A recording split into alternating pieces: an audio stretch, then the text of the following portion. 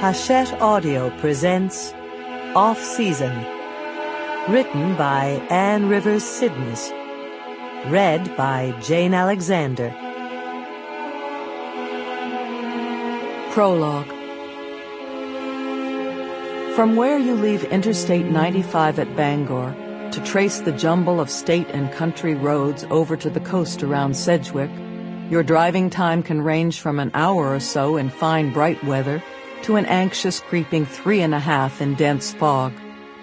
On this day in early July, I made it in just over an hour, a shorter time than, if I remembered correctly, Cam ever had.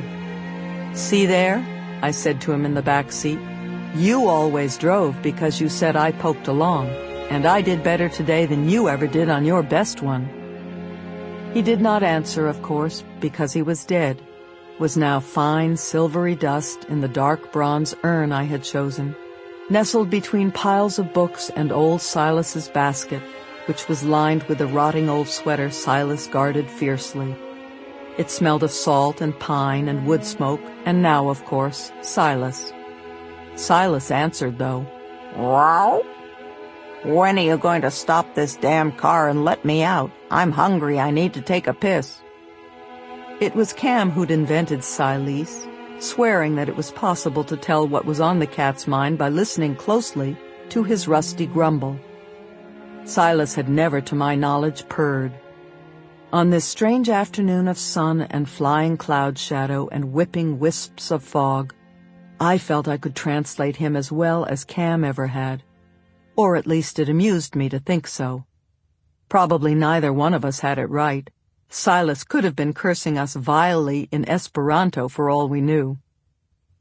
I'd been talking chattily and often giddily to Cam, all during the 2-day drive from Virginia. In fact, I had been doing so ever since the last of the guests left what would you call it, a reception? My daughters and best friend Kitty Howard had put together while I was at the short service at the crematorium. I literally had to push Betsy and Alice out of the house and into their husbands' rental cars to go back to their motel and have a shower and some dinner.